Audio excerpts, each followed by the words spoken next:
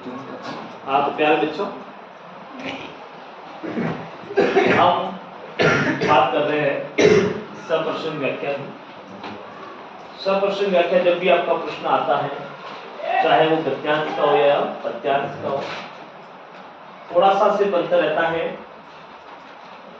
बाकी सभी एजीटी जिस प्रकार से आप गद्यांश की व्याख्या करेंगे उसी प्रकार से पद्यांश की व्याख्या करनी है। कई देखते हैं अपन बच्चे कि उसको सीधा सीधा व्याख्या करके छोड़ देते हैं। ऐसा करने पर जो प्रश्न आपके होते हैं वो पूरे नंबर नहीं ले आ पाते। तो आपको क्या करना है कि इसको 5 भागों में बांटना है। वैसे मोटे तौर पर आप 4 भागों में इसको बांट सकते हो, लेकिन यदि 5वां भाग जिसको हम कठिन शब्दार्थ कहते हैं, आपको लगता है कि जो आपके सामने गद्यांश या पद्यांश है उस पर कोई शब्द कठिन लग रहे हैं आपको, तो आप उसका उपयोग ले सकते हो 5वें भाग का।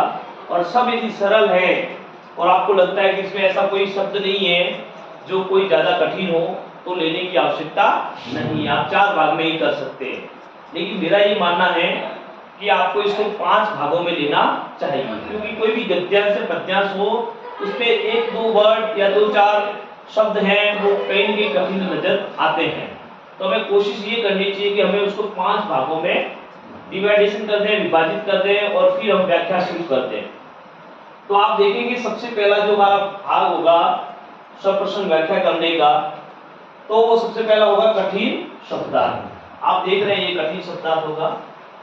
आप समझ सकते हैं कि हमें क्या करना है, कठिन शब्दार्थ देखना है।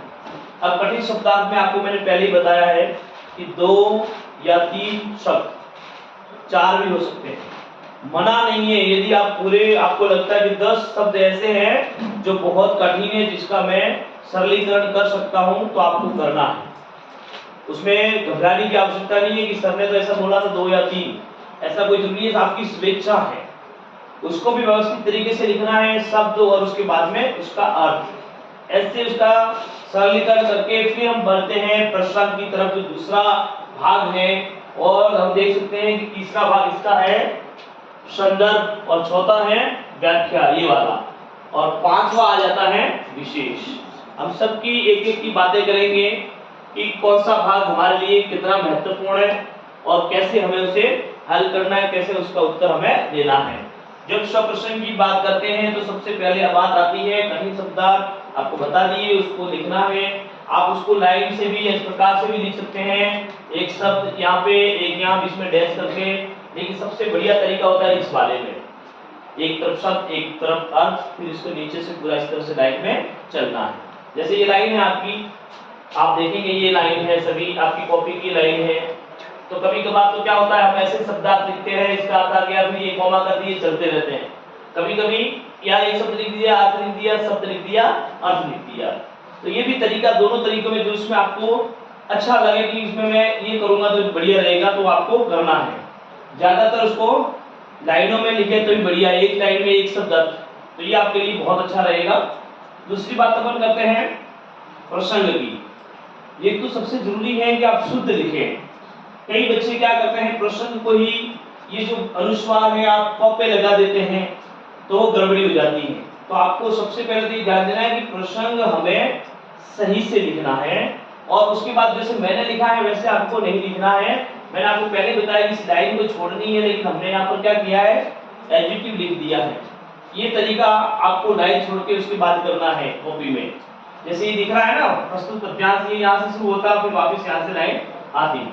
हमने उसको लाइन बिना छोड़े हमने क्या कर दिया, उसका पूरा ऐसा कैसा लिख दिया। जैसे मैंने आपको क्लास में बताया था, जितना साफ दिखेगा वो इतना अच्छा होगा, उसके नंबर आपके पूरे आने के चांस रहेंगे। अभी भी आपको समझ में नहीं आया है कोई चीज कि सर कैसे ये करना था, मैंने किसी क्लास में भी आपको बताया था कि आपको पहली वाली लाइन जो अपन हेडिंग डाली है ना, मुख्य जो बात लिखी है, हमने बिंदु जो लिखा है उसके आगे वाली पूरी लाइन छोड़ देनी है। उसकी दूसरी वाली जो लाइन है, तो दूसरी वाली लाइन में भी क्या करना है, जितना शब्द लिखा हुआ उतनी जगह छोड़नी है। जैसे हमने लिखा प्रश्न, तो प्रश्न की इतनी जो जगह आ रही है उसको छोड़ के फिर उसके आगे लिखना शुरू करना है। वो तीसरी लाइन में वापस शुरू से करेंगे जहाँ से प्रश्न के नीचे से बिल्कुल लाइन है, उसी से बिल्कुल गैप नहीं लगेंगे। तो इस प्रकार से आपको लिखना है। और कैसे लिखना है देख लीजिएगा आप। ये लाल के अंदर आपको दिख रहा है ये खाली जगह है। बाकी इस तरीके से भी आप एक अपने प्रश्न को लिख सकते हैं, जैसे प्रस्तुत पद्यांश या गद्यांश, जो भी दोनों में से है। हमारी पाठ्य पुस्तक, अब जो पाठ्य पुस्तक का आपका नाम है, जैसे आरोह भाग 2 है, अंतरा भाग 2 है, जो भी आपको वो लिखना है। मैं संकलित उस अध्याय का नाम लिखना है जिस अध्याय से आपका प्रसंग शुरू हो रहा है या जिससे आपका पद्यांश या गद्यांश आया है, उस अध्याय का नाम लिखना है। अध्याय से उद्धृत है, उद्धृत आप नहीं लिख पाते हैं तो आप लिया गया शब्द का भी इस्तेमाल कर सकते हैं, उसमें कोई मना नहीं है। समझ में आ रही बात कि भाई उद्धृत लिखना ये कंपलसरी ऐसा जरूरी नहीं है। लिखते हैं तो बहुत बढ़िया है, यदि आप लिखते हैं तो जो आपकी कॉपी चेक जांच करता होगा उनके दिमाग पर एक ज्यादा असर डालेगा, उसे लगेगा कि बच्चा पढ़ने वाला है। लेकिन कोई चिंता करने की बात नहीं कि भाई हमने उद्धृत शब्द हम भूल गए, तो लिया गया शब्द भी आप लिख सकते हैं और आप लिखे। उसके बाद में इसकी रचनाकार या लेखक कौन है, कवि है। इस प्रकार से आप ये खाली जगह छोड़ दें और सब जगह में इस प्रकार से आप किसी भी पद्यांश या गद्यांश में उसका सहयोग ले सकते हैं। इस प्रकार से आपको प्रश्न करना है। अगले बात करते हैं संदर्भ की। इसको और भी तरीका है, उससे भी अपन हल कर सकते हैं। जैसे इसको मान लो सीधा लिख दें, इसकी जगह पे प्रस्तुत पद्यांश पद भी लिख सकते हैं, उसकी जगह पद्यांश गद्यांश की जगह गद्य भी लिख सकते हैं। ठीक है, प्रस्तुत पद हमारी की जगह लिखा प्रस्तुत पद हम हमारी पाठ्य पुस्तक में संकलित उस किताब का नाम दे दिया, उसके आगे टाइटल या पाठ का नाम दे दिया। आप सीधे ऐसे भी लिख सकते हैं कबीर द्वारा रचित, है ना, कबीर द्वारा रचित कबीर अध्याय से उद्धृत है। पहले लेखक का नाम भी आप लिख सकते हैं, कोई मना नहीं है। लेकिन तरीका सबसे बढ़िया ये रहता है जिसमें पहले पाठ का नाम आ जाएगा और जो पाठ है उसका लेखक या कवि कौन है उसका नाम है जो आ जाएगा। अगली बात शुरू करते हैं अपन संदर्भ की। अब मैं आपको एक बार बता देता हूं, प्रसंग का आप एक प्रश्न का हल देते हैं कहां से, ये जो बनता है कहां से, जो प्रश्न अपने आप में प्रश्न करता है आपको, प्रश्न का मतलब होता है कहां से चीज ये ली गई है। वो आपको प्रश्न पूछता है कहां से और उसका आप इस तरह से जवाब देते हैं। जैसे पूछा ना प्रश्न यानी कहां से लिया ये पूछा आपसे, तो आपने ये उसका उत्तर दिया कि भाई यहाँ से इस तरह से हमने हमारी पाठ्य पुस्तक में ये दिया था और वहां से ये अंश आया है। समझ में आ गई बात। अब दूसरी बात करते हैं संदर्भ। संदर्भ में क्या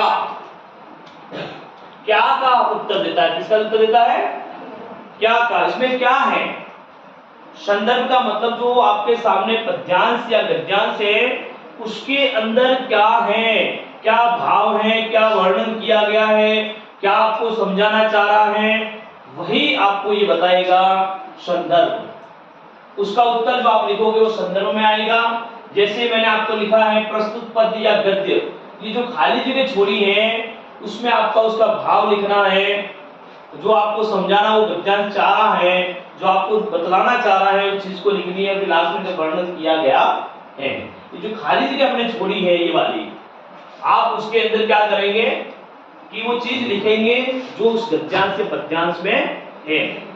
समझ में आ गई बात।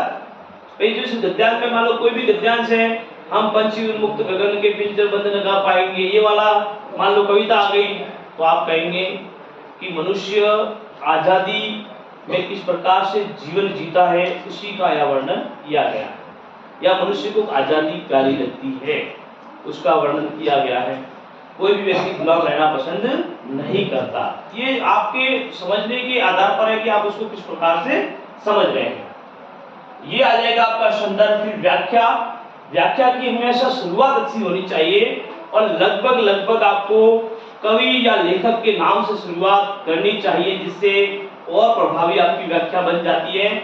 आपको ये पता लगता है कि मुझे अच्छे से याद है, और दूसरी बात जो कॉपी चेक करेंगे तो जांचकर्ता को पता लगेगा कि भाई इस व्यक्ति को इसका लेखक या कवि का नाम तो परफेक्ट याद है कि वो अच्छे से लिख रहा है। जैसे हमने जयशंकर प्रसाद का लिया था, ऐसे ही नाम डाला था हमने जयशंकर प्रसाद इस पद में कहते हैं कि, उसके बाद में जो आपका पद्यांश गद्यांश है उसको आप लिख सकते हैं।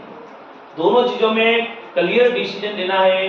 जहाँ गद्यांश की बात आएगी वहां गद्य लिख सकते हैं, पद्यांश की बात आएगी वहां पे पद्य लिख सकते हैं। पद लिख सकते हैं, लेकिन उल्टा सीधा कवि और लेखक का भी आपको पता ही है, जो गद्य की रचना करता है वो लेखक के हैं और जो पद्य की रचना करता है वो कवि है। इन चीजों में भी ध्यान देना है। और उसके बाद में इस प्रकार से जैसे हमने पहले बात की थी प्रश्न की तरह, इसको परफेक्ट हमने लिख के दिखाया है कि व्याख्या के बाद में पूरी खाली छोड़ दी मैंने लाइन, उसके अगली लाइन में लिखा, और उसके बाद में इसके नीचे वाली ये लाइन छोड़ दी हमने, वहां से शुरुआत की और तीसरी लाइन हमने यहाँ से शुरू की, फिर इसके बाद में चलते रहे। तो ये जो आपके क्रम बनेगा, ये वाला क्रम बनेगा, वो परफेक्ट दिखेगा और अच्छा दिखेगा। और यही तरीका है किसी भी प्रश्न का उत्तर जब हम बिंदु के रूप में देते हैं, बिंदु के रूप में देंगे ना, तब यही तरीका काम आएगा, जिससे कॉपी चेक करने वाले को मैं बार बार यही कह रहा हूँ कि जांच करता हूँ आपका लिखा हुआ अच्छा लगेगा और लगभग आपके पूरे मार्क्स आने की संभावना रहेगी। अब हम अंतिम बात करते हैं विशेष की। विशेष में हमेशा आपको लिखना है, विशेष छोड़ के आप नहीं आए। विशेष जब लिखोगे तभी आपको माना जाएगा कि वास्तव में बच्चे ने अच्छे से व्याख्या की है या उसको समझ में आई है। अब विशेष में मैंने आपको 4 लाइन बताई है, और भी ज्यादा हो सकती है, लेकिन विशेष तौर पर इन 4 लाइनों का ध्यान रखें। इसमें क्या हो जाएगा, गद्यांश में भी अलग हो जाएगा, पद्यांश में भी अलग हो जाएगा। जैसे ये गद्यांश में मैंने आपको दिया है, भाव होगा उसका, फिर होगा मुहावरा, लोकोक्ति, शैली होगी, भाषा कैसी है उसके बारे में बात होगी। और जो पद्यांश की बात करेंगे तो भाव तो होगा ही होगा, लेकिन साथ में आपके छंद हो सकता है, अलंकार हो सकता है, शब्द शक्ति हो सकती है, जो हमारी काव्य शास्त्र में जो है वो चीजें इसमें आ सकती हैं, और उसको भी क्रम के अनुसार लिखना पड़ेगा। और परफेक्ट बात ये हमेशा रहती है कि भाषा के बारे में एक पंक्ति आपको हमेशा अवश्य लिखनी चाहिए। आपको भाषा समझ में आ रही है तो उसी प्रकार से लिखनी चाहिए। लगभग हर कवि की भाषा सहज, सरल एवं प्रभावपूर्ण होती है, कुछ एक कवियों को छोड़कर, कुछ एक लेखकों को छोड़कर। आचार्य प्रसाद द्विवेदी के आप निबंध पढ़ोगे तो उसमें कनिष्ठ भाषा आपको नजर आएगी। तो आप ये नहीं लिखोगे सहज, सरल, सहज एवं प्रभावपूर्ण, उसमें आप लिखेंगे भाषा कैसी है, वो आपके अनुभव के आधार पर आपको लिखनी है। इस 5 भागों के अंदर आपको गद्यांश या पद्यांश आपको हल करने हैं। तो समझ में आ रही चीजें कि किस प्रकार से आपको करनी है। अब इन 5 के आप खास ही पता लगना है खुद को कि भाई हम इन 5 के अलावा कोई बातें है तो नहीं करनी है। कई बच्चे कॉपी में सीधी व्याख्या करके आते हैं, कोई प्रश्न भी लिख देता है, उसका पाठ का भी ठिकाना नहीं कि हमने कहां से इसको लिया है। आपको इतना तो पता ही होना चाहिए कि हमने 12 महीने किताब पढ़ी है, तो इस पाठ का ये है लेखक या इस पाठ का ये कवि है, ये इतना आपको याद करना पड़ेगा। अनुसार हर पाठ को याद करना पड़ेगा लिख लिख के कि भाई इस पाठ का लेखक ये है, इस पाठ का लेखक ये है। और बार बार आपको पाठों को थोड़ा रिवीजन करना पड़ेगा, तभी जाके आपको पता लगेगा कि ये जो गद्यांश है वो इस पाठ से लिया गया है। बाकी सबसे जरूरी है, यदि आपको प्रसंग नहीं मिलता है, आपको प्रसंग नहीं मिलता है उस गद्यांश का या पद्यांश का, तो आपकी पूरी व्याख्या गलत होने के चांस ज्यादा बढ़ते हैं, क्योंकि आप भूल जाते हो कि भाई क्या लिखना है, आप तो भूल ही जाओगे। यदि पाठ के बारे में पता नहीं कि कहां से आया तो हम लिखेंगे भी क्या। तो ये चीजें आपको ध्यान देनी है। और आगे अपन और देखते हैं एक उदाहरण के रूप में।